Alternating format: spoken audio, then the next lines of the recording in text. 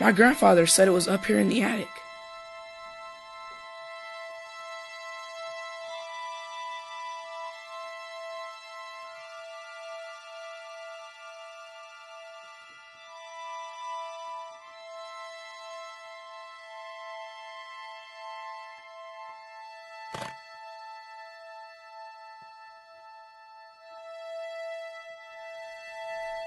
Wow, that's nice.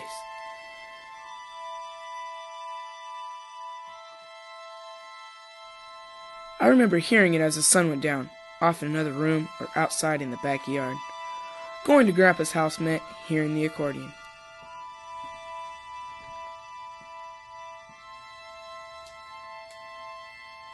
When you wear an old instrument, you wonder how many people have played it.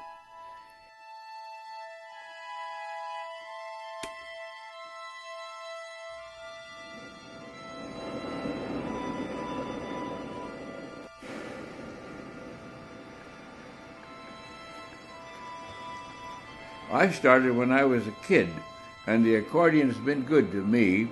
It's been a big part of my life.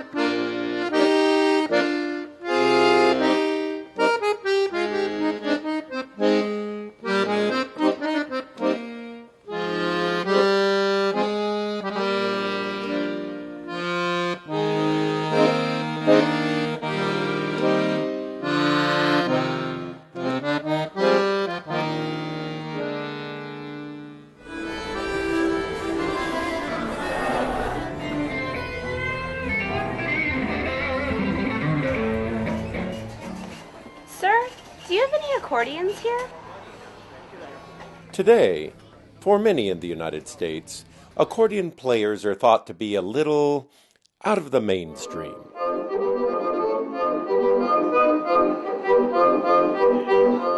If you're lost in the desert and you see a pink elephant and a good accordion player, which one do you ask for directions? And the answer is the pink elephant, because a good accordion player is a figment of your imagination. Gary Larson had a great one, welcome to heaven, here's your harp, welcome to hell, here's your accordion, Though for many, the accordion is simply a musical joke, others have a completely different opinion. In Superior, Wisconsin, there's an accordion museum housing over 2,000 rare and historic instruments. It is the creation of Helmy Harrington, a musician who started teaching accordion repair and who now runs this unusual museum. The museum is unique in the United States. There are so many people drawn just to the visual and sound elements of the instruments.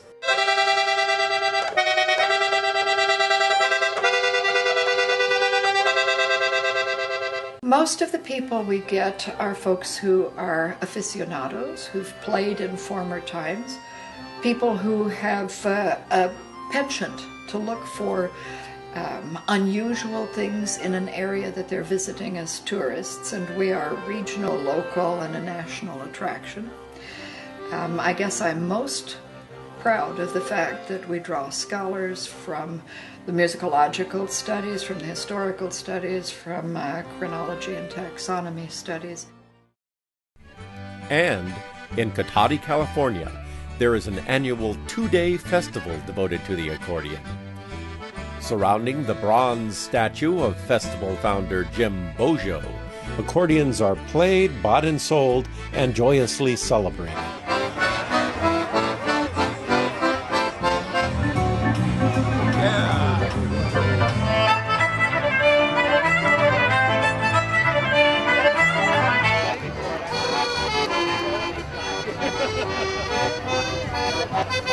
All my friends are accordionists.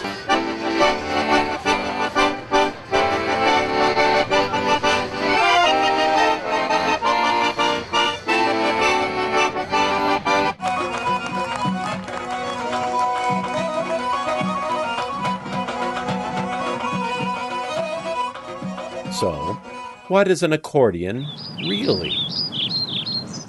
It is a wind instrument played by hands.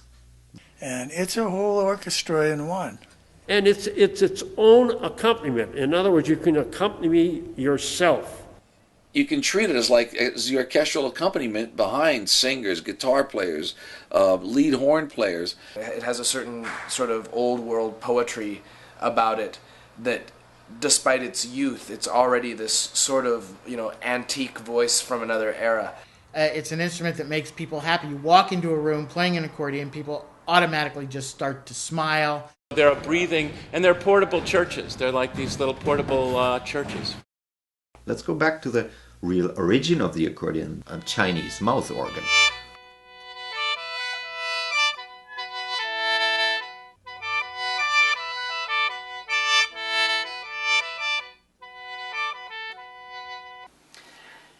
Chinese mouth organ is one of oldest instruments in the world, and they have different sizes from 13 pipes to 37 pipes. And this one in my hand is a kind of 17 pipes and instrument. And when I take up the one piece of this bamboo, you can see they have a reed. And on the other side, you can see you have a little hole here. That's for your finger. When you play it, your finger cover on that, blowing. The dream of a portable organ has persisted through the centuries. Here we see the aptly named portative, which was a very small pipe organ.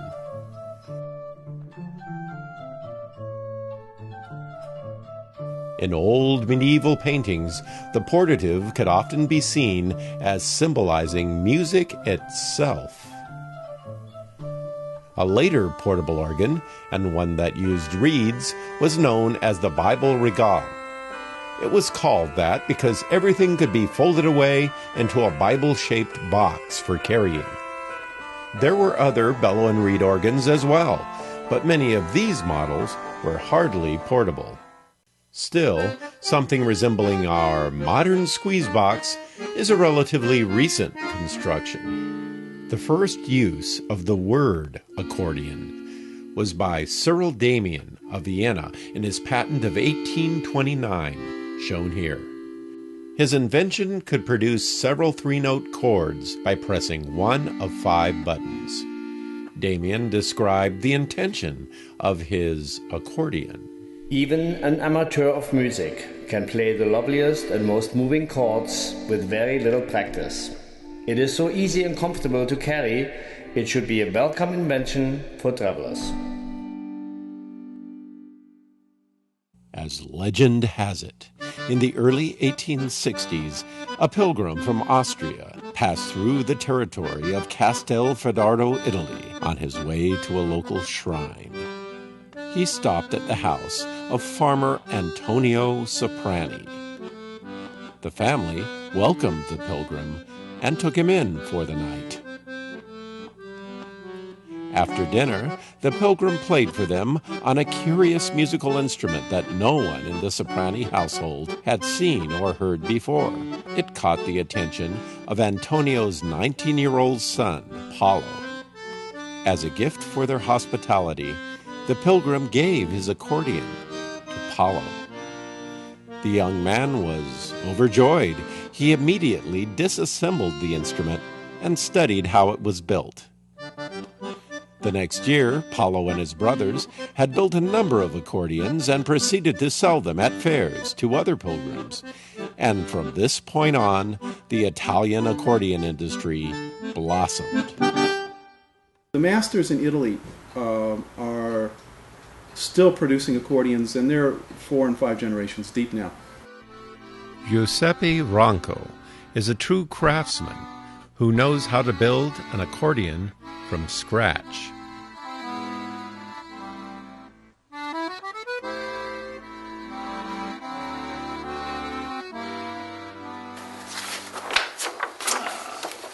Guarda che roba.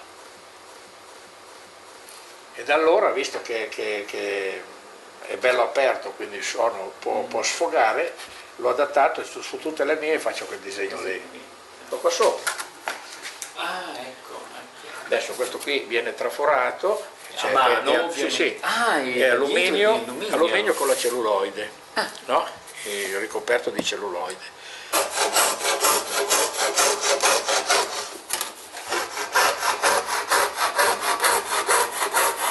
Lo apro così e stacco questi legni, va messo sotto la pressa e va pressato. Proprio tirato, perché sennò alla fine questo qui rimane più spesso e le pieghe rimarrebbero distanziate. Questo viene agganciato assieme. Questa è la soniera finita. There's more parts in an accordion than any other instrument, more than the piano. But even in the big factories, accordions are largely hand-built. This summer I was actually able to visit the Weltmeister factory in Germany, and I had talked with them beforehand, and they had given me permission to film. They had logs with the bark still on them of wood that apparently is grown within a few miles of the factory. That's kiln dried and then sawed down to make the reed blocks, the bodies of the accordions. All the sanding, the jigs, the whole rooms were full of all the equipment used to do the individual parts of the accordions, like sanding the radiuses. I actually got to see them apply celluloid. It looks like a sheet of rubber when they first pull it out, and I thought it was something that would take hours, and it took all of about less than 10 minutes to skin one side of an instrument. After it's applied, there's high spots where it's overlapping and it's lumpy and there might be wrinkles. And so it's scraped down to get a generally smooth finish. And then the next step is to buff it down on a big buffing wheel. Bellow building, I saw that being done. They had been using the same bellows frame for building the bellows for something in upward of 50 years.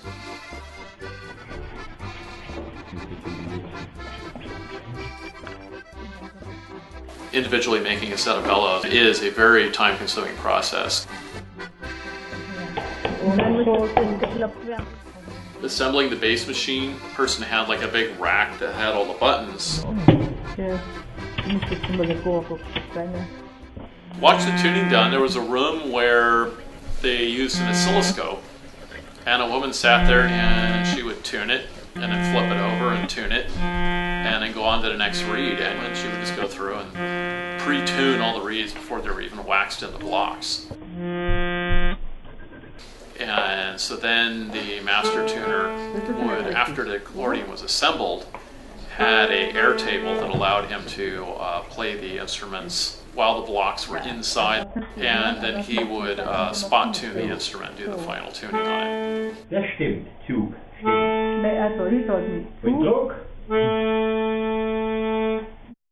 This is a reed block out of an accordion. As you can see, it looks just like a great big harmonica.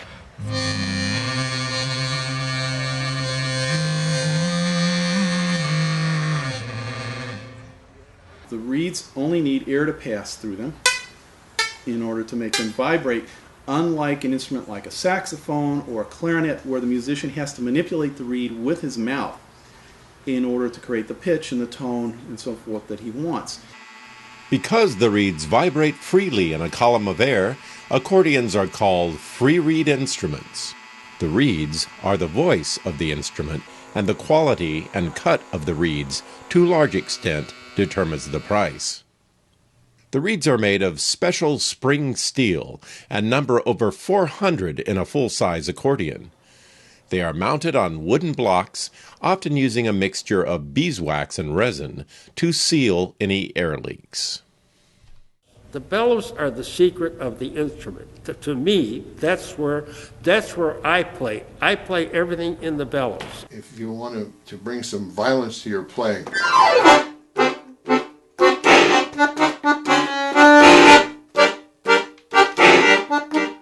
that sort of thing, it's all done with the bellows.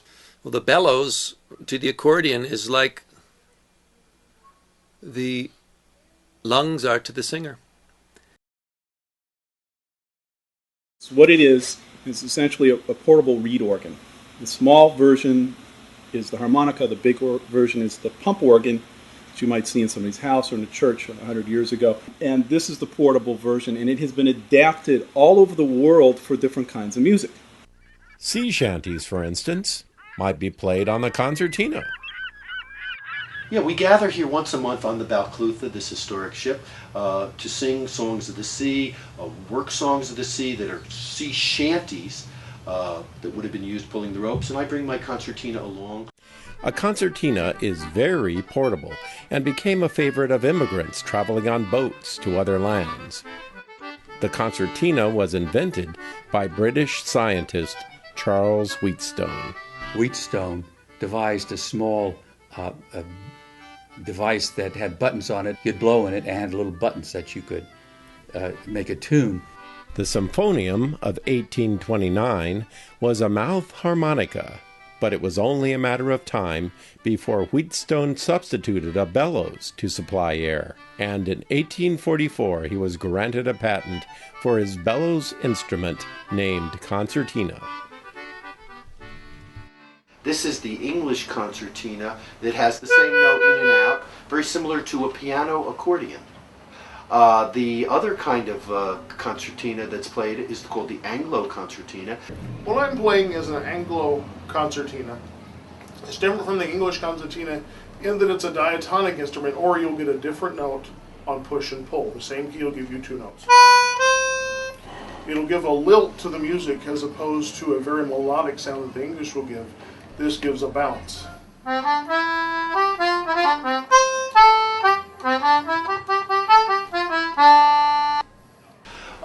When it was first invented, they envisioned it being used for string quartets. Music like that. There was a formal body of concertina music in the latter part of the 19th century. There was quite a popular parlor instrument among the upper classes in England as things died out and the radio came on to popularity and people moved on to more popular ballroom musics. The concertina fell away in popularity, and then the poor people took up the instrument to accompany folk song.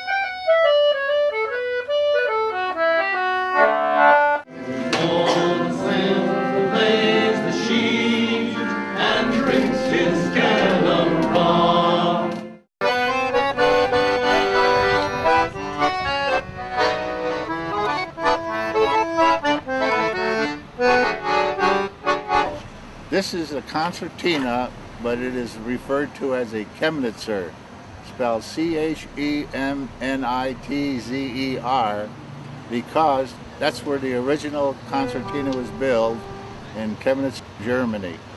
Most of the guys learned this by memorizing the numbers along the keys, and that's the way concertina music is written, has numbers on it. And if you don't know anything about music and you memorize the numbers, then you can play it. You can play any one of these songs.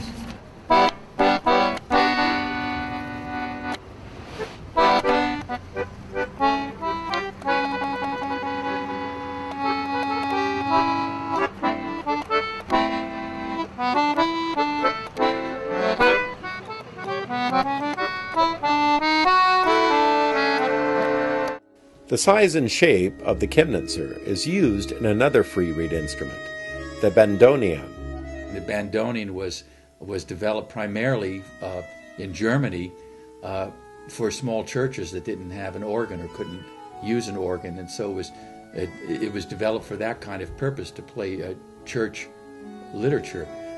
And then somehow it ended up in Argentina with the German immigrants, and the Argentinians took it on as their national instrument to play the tango.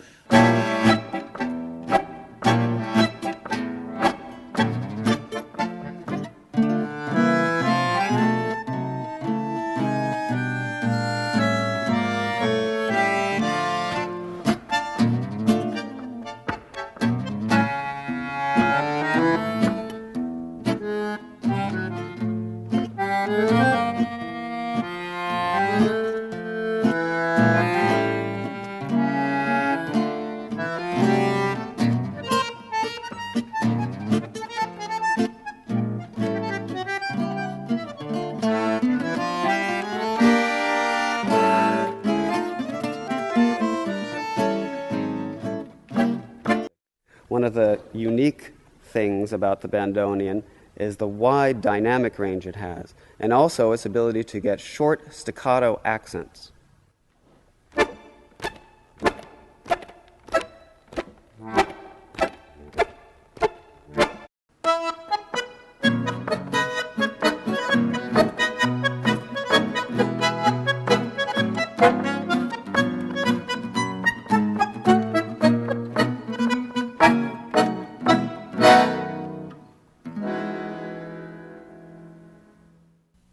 Though concertinas are closely related free reed instruments, when someone in the United States hears the word accordion, they'll probably think of this, the so-called piano accordion.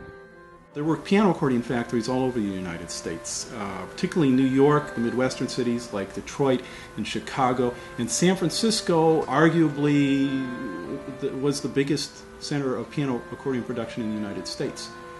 The first piano keyboard on an accordion in the United States was made by my grandfather, Colombo, and carried his name. That was in 1909. But how did the piano accordion become so popular here?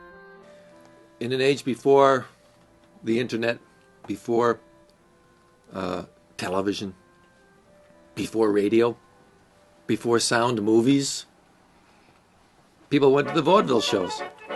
And there was the vaudeville theater, and they had every weekend, different shows that were in town, and the performers, these acts would travel from town to town by train. Vaudeville means variety anyhow.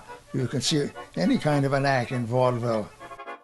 But the accordion became very prominent when Guido Darrow began performing vaudeville in 1910. And he was such a great performer, he was a great entertainer, he was a virtuoso, he was incredibly handsome man, the women just loved him, that he was billed as the headliner, the last on the show. No one could follow him, he was so good.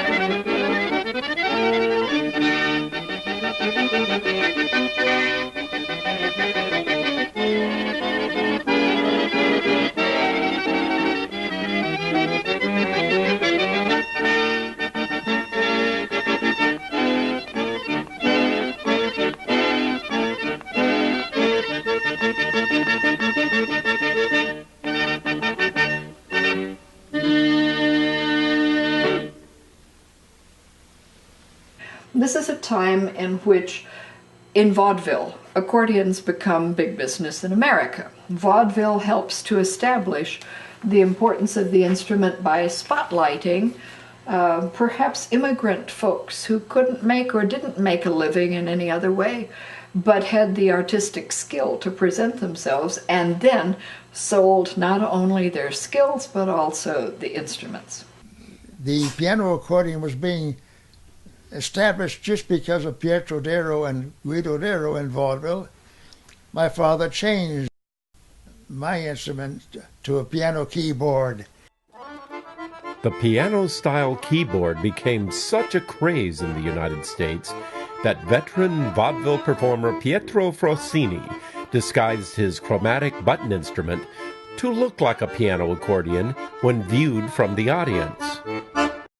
For the rest of my lifetime, I think there's always going to be a bifurcation between chromatic accordions and piano accordions. I just don't think there's any way around that. Half the world plays piano, half the world plays chromatic.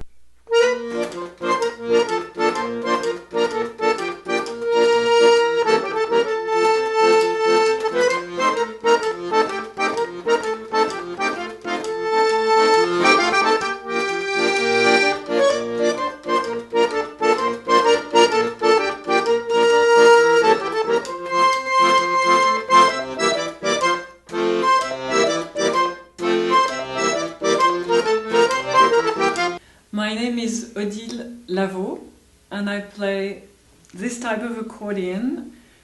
In France, where I'm from, it's the type of accordion that everybody is playing. If you want an accordion, this is what you get in the store. So we don't have a particular name for it, we just call it accordion, but here it's called chromatic. The notes go, there's every note from half tone to half tone, and they go diagonal down this way, so I'm going to follow like that.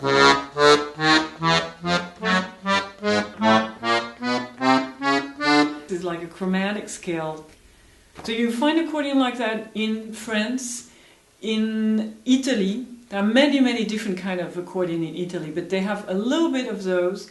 You find them in Serbia, you find them in Sweden, and of course you find them in Russia, but the fingering is different. The Russian concert bayan is arguably the most sophisticated accordion ever made. A full-size bayan has a phenomenal 64-note range in the right hand and a 58-note range in the left, with a reinforced deep bass register for an amazing variety of sound and dynamics. It is the preferred instrument of many of the world's virtuoso players.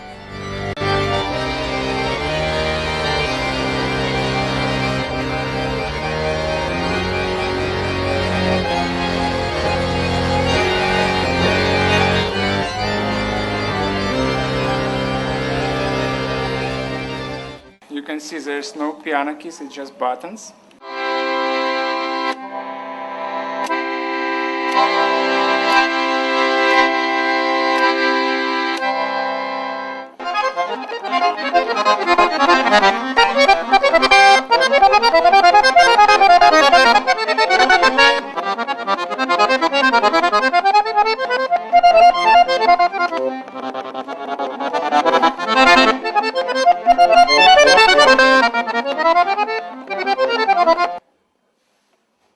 Whether one plays a chromatic accordion or a piano accordion, there will probably be these switches above the keyboard called register switches, which often have instrument names on them. What are these switches all about? The full-size accordion commonly has 4 sets of reeds on the right-hand side. They have the lowest one is called a bassoon. Then you have one which is an octave up, and that's called a clarinet. Then you have one that's an octave higher called a piccolo. Now you have another clarinet which is tuned deliberately a little bit sharp to create dissonance. And that reed is often called a flute, and the combination together is sometimes referred to as violin. As opposed to...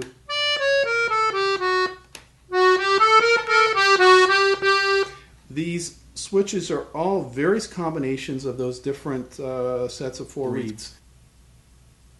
The bass machine on a full-size accordion has 120 buttons, which operate from a system, very clever system of axles and rods and pins to select out your chords or triads. The way this works is that you have 12 axles, which each open up a chord valve, and you have 12 axles, which each, through a cam, open up a bass valve. Each one of these axles has a pin that comes up, and then the bass button has little cams on it that will select 3 of those pins, and by doing that, they select out a chord by opening up 3 valves at a time. This system is called the Stradella system, named after the town of Stradella, which is a very old accordion building center in Italy.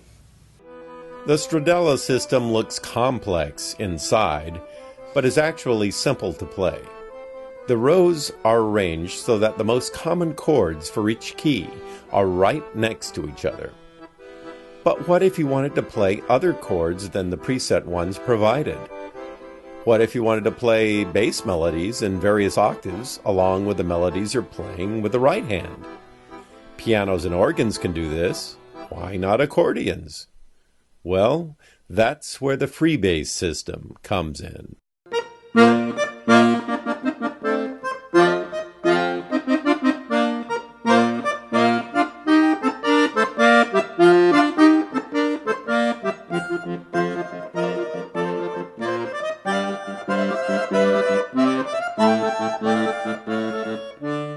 it enables you to think as the left hand for the first time as being an equal partner of the right, and not the servant that has to hold down the rhythm section while the right hand gets to do the soloing.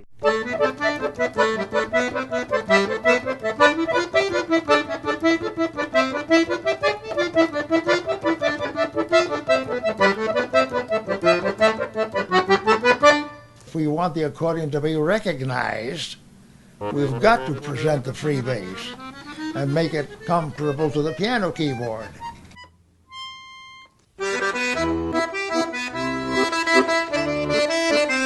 Diatonic accordions, or button boxes, represent a large group of instruments, most commonly used in the world's folk music traditions. They have a direct resemblance to the very first accordions ever made, and their relatively small size and affordability made them a favorite with immigrants around the world. Each row of buttons on a diatonic plays in one key, and each button makes two separate pitches depending on bellows direction. It's a very distinct type that we use, and it's necessary for our type of music. It's accompanied by a bajo sexto, a 12-string Mexican guitar, and that actually provides the bass accompaniment, and that's how it all started with polkas, cumbias, and rancheras back in the early 20s, 30s.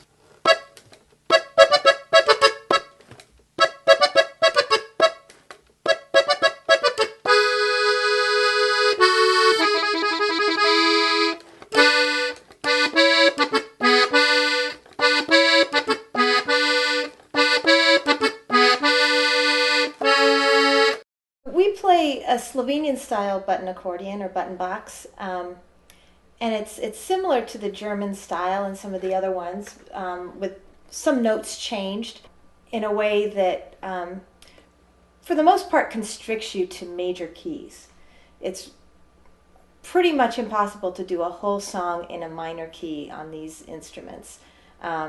So, in my opinion, these instruments were made for really happy music.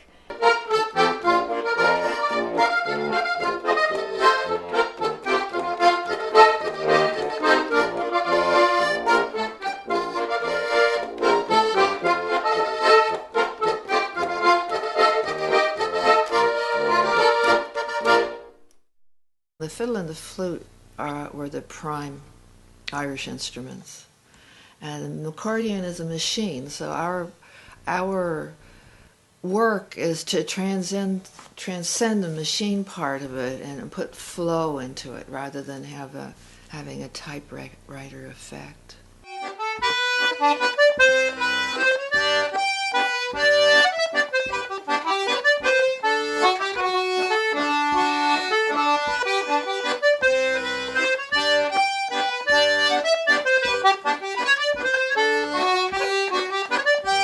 This is a single row, what we call a Cajun accordion, or French accordion. It has a lot of reeds, and it's a very powerful accordion for its size. There's 4 reeds per note, so it's almost like 4 accordions playing for each button, you know. And then you'll notice, too, that on piano accordions, you know, you have your treble switches here often on the grill. And we have treble switches, too, but they're on top of the accordion.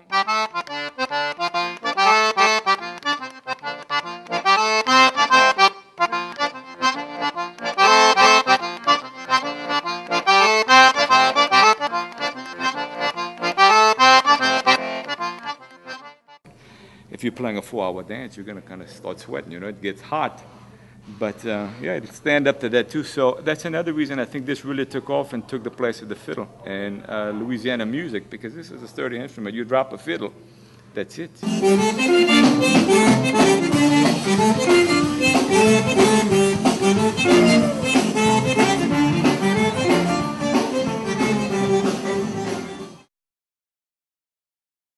MIDI accordions open you up to having all of the synthesizer world, the entire world of synthesizers. I mean, Yamaha, Roland, Korg, Kurzweil, Alesis, you name it. It's all yours.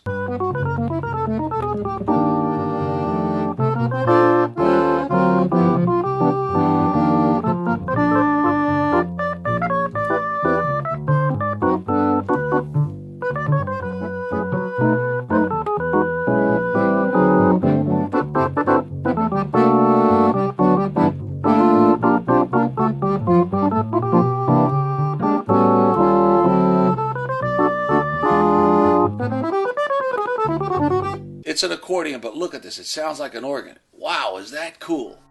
MIDI is an acronym for Musical Instrument Digital Interface, a standard adopted in the early 1980s so that electronic instruments could communicate with each other.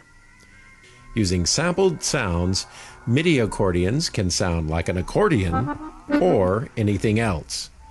They can include real reeds or be completely reedless.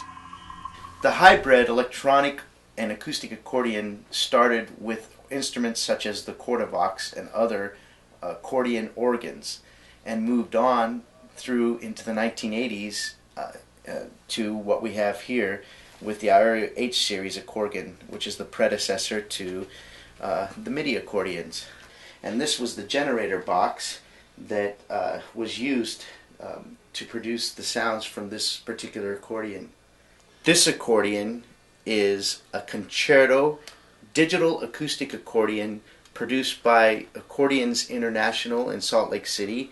This particular instrument is a Pierre Maria accordion with the finest handmade reeds, but with the digital system invented by Paul Pasquale.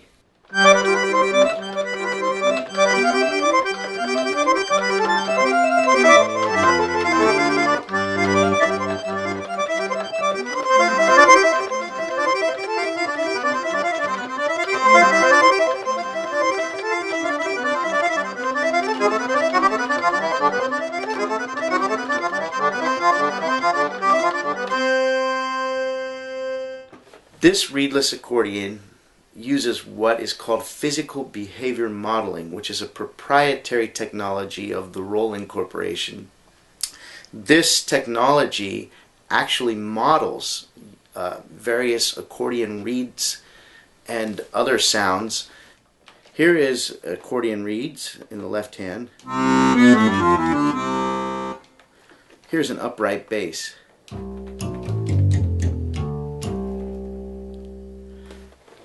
In the right hand, you can combine various sounds such as pianos, flutes. Here's an accordion.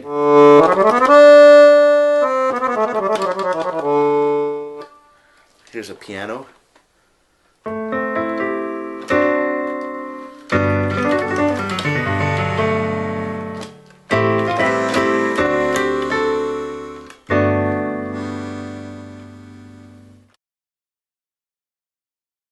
Well, in the 50s when I was growing up, the most visible aspect of the accordion was seeing the Lawrence Welk show on television and seeing Dick Contino on variety shows. You could see them practically every week on television when I was growing up. And that was my introduction to the accordion. That's how I got interested in playing in the first place, was seeing Dick Contino and Myron Florin on these shows. As the next generation discovered their own voice, which became rock and roll, they were no longer interested in this music of their parents who had come over from Europe. You know, Lawrence Welk is a prime example of that. The champagne music of Lawrence Welk. I know if I don't play a solo or accordion for my friends in North Dakota, I'm going to be in trouble with them. And Myron, would you join me with your pan accordion, please? The 12th Street Rag. 1, 2, and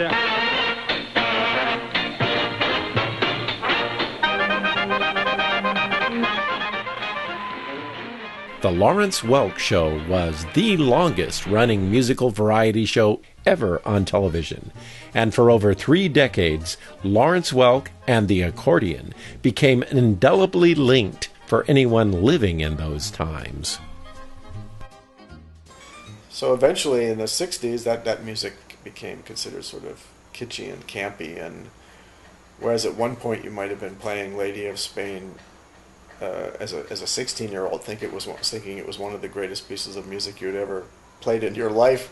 If you were to be playing it as somebody in the 60s, you would probably be playing it with ironic detachment. I think that was although I must say there are probably still hundreds of people playing it as though it's the greatest piece ever written, so for some people that connection is still there.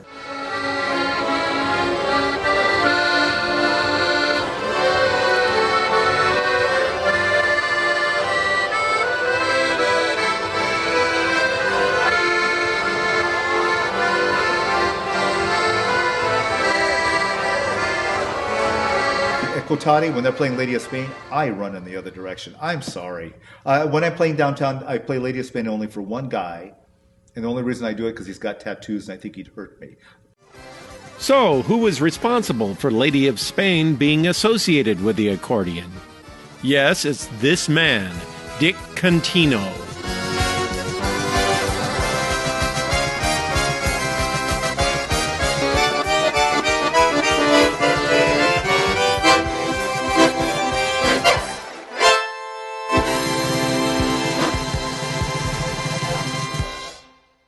In the late 1940s, Contino won the wildly popular Horace Heidt Talent Contest, playing his own lightning-fast arrangement of Lady of Spain, and he and the tune catapulted to nationwide fame. I had my formula. I could play Dark Eyes, I could play Limehouse Blues, Lover, any of the songs, where there was speed involved, and I had the formula, though. I would apply the formula. To me, it was like basic, say, the initial key, and then I'd go from simplicity, see? And I'd maybe go to a staccato effect while the horns are playing legato. Now I go to a glissando effect while they're playing staccato, and then another key change. Now we're into the bellow shake. So it was the applying the formula no matter what the song might be.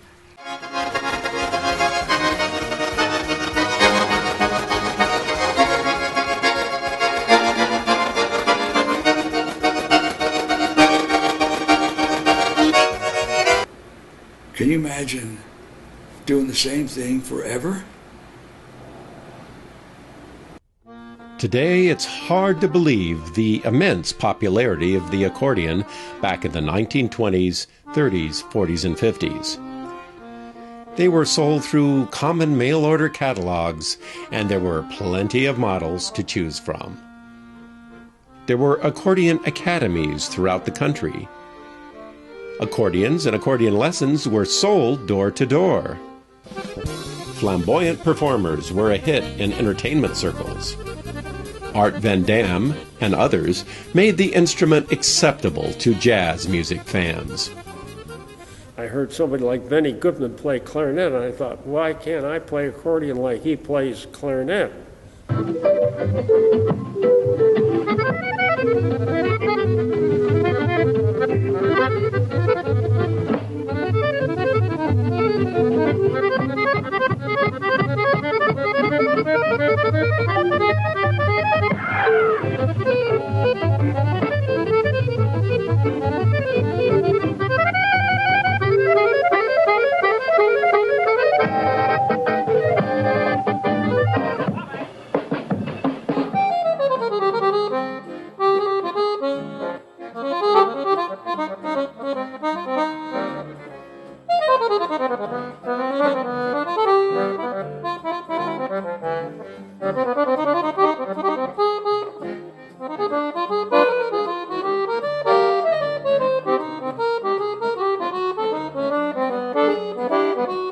And in the classical concert hall, the accordion was just starting to make inroads, due to the valiant efforts of the AAA, or American Accordionist Association.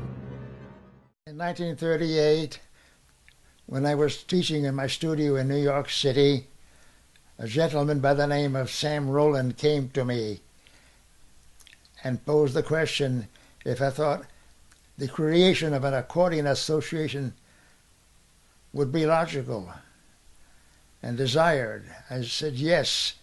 Anthony Gallerini spent his boyhood in vaudeville. He was a member of a musical family act and learned to play many instruments. However, the accordion was his favorite, and he spent his adult life promoting it as a serious instrument, even to playing classical solos in Carnegie Hall. He joined other professional players to help form the AAA. The names of those days, like Pietro Bagnanti, Gallerini, Nunzio, the big names of the accordion industry, got together and formed the American Accordion Association for the betterment of the accordion. That we needed literature, we needed stabilization, what an accordion really is, how many basses and how many treble keys, and the best of everything, and it made a big difference. Carmen Carrozza was playing a lot of the pieces in concert halls. It did reach a national limelight, and the competitions were very valuable because they brought Steve Domingo to the forefront too, and he was playing on the Young People's Concert with Bernstein.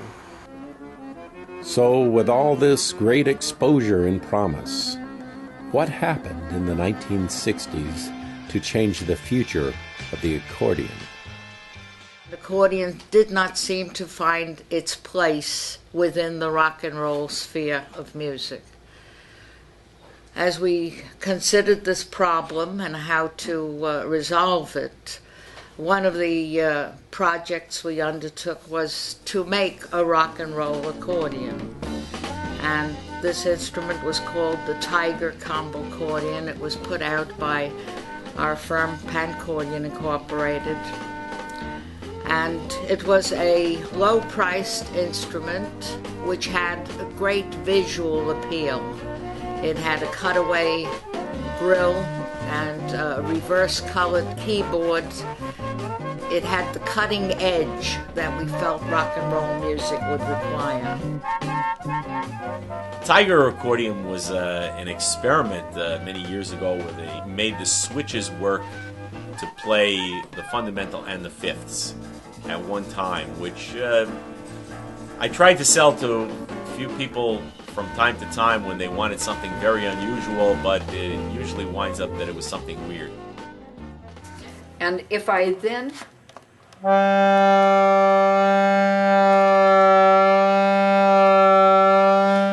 vary the air pressure, it will vary as much as a good fat quarter tone. Unfortunately, the Tiger wasn't a big seller, and most rock bands of the 60s never adopted the accordion. It was like a ghost town for a while for the lone accordionist who stuck with the instrument.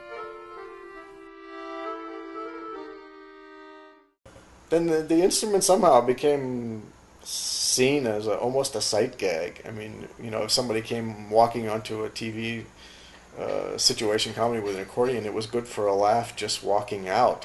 Well, the truth is, when the subject of accordions is brought up in mixed company, there's a 10,000-pound elephant in the room, and that elephant dances the polka.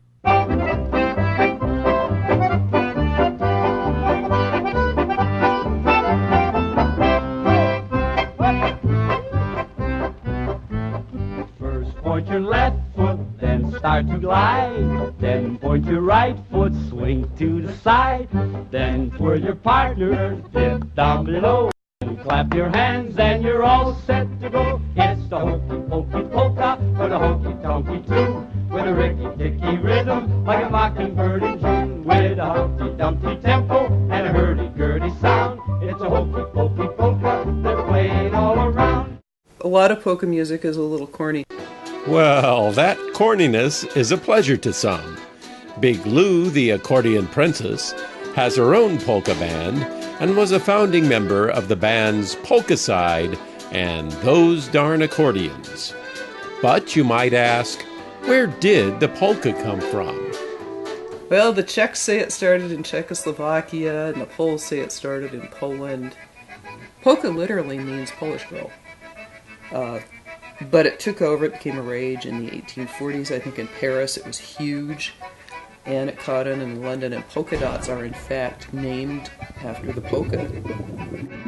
The polkas are the easiest thing to play on the accordions. Polkas and waltzes are just a piece of cake.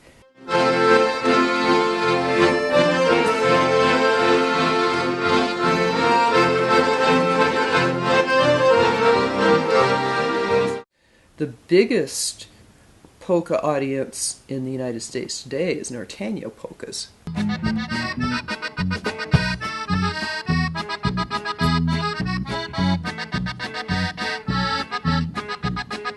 Polkas can be Lawrence Welk, or they can be wild, crazy, nutso dance music.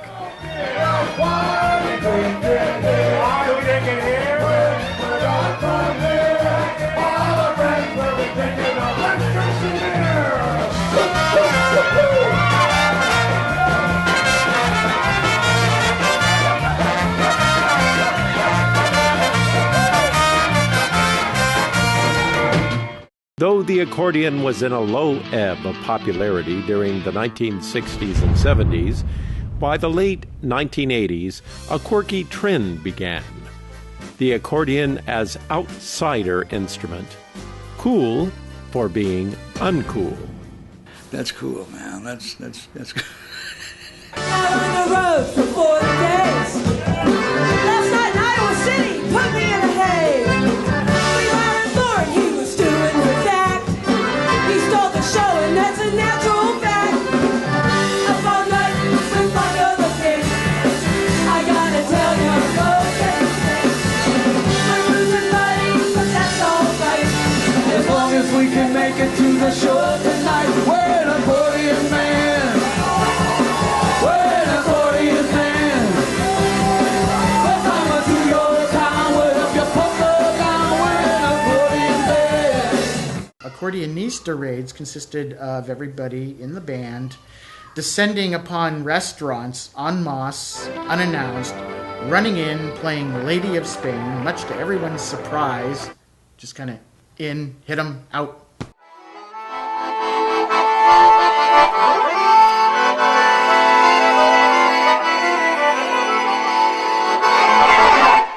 I've always liked to dress strange, but I've never had the personality to go with it. I mean, I was very shy early on. Now I dress strange, I don't care. It's called the privilege of maturity. I'm an entertainer.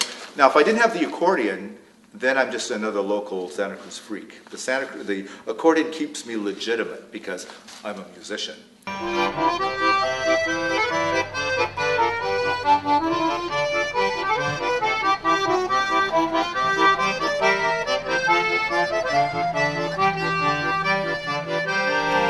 One outfit I wore to Cataria one year is called Making a Point. Everybody called it the tree because it was sort of in greens and fuchsias and turquoises. And you can't tell what I am. I mean, there's a person under there. There's an accordion.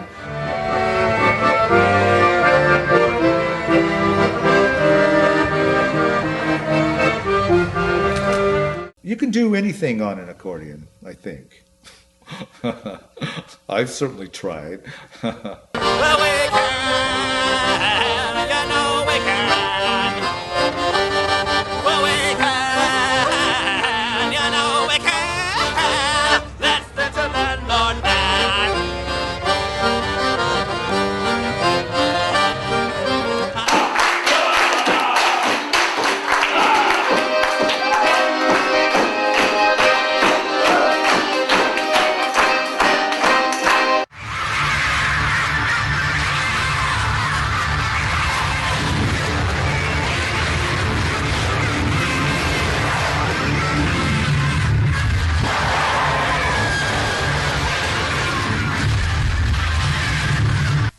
It's such a happy instrument.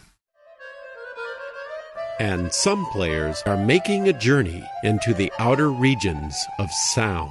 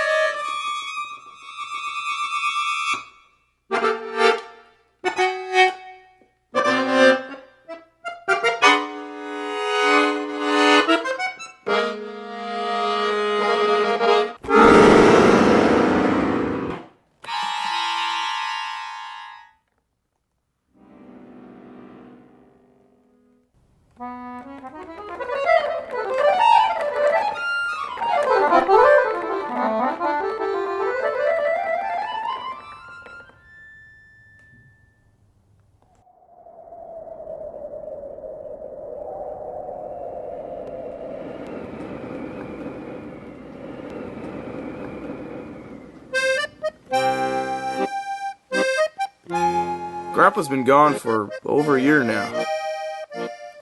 You know I saved his accordion and learned how to play it.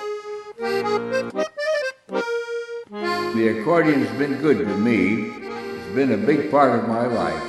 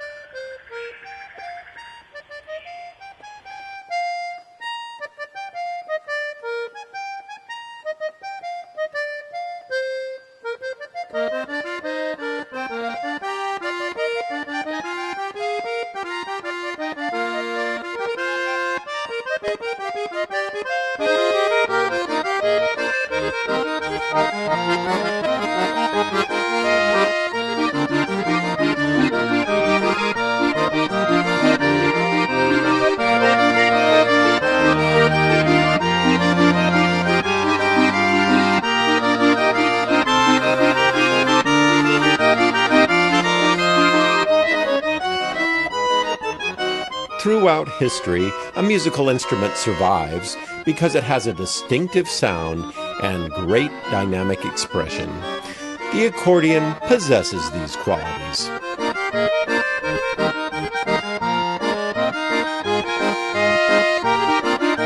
Though we don't know what lies in the future for the accordion, one thing is clear: the power of the steel reed will live on.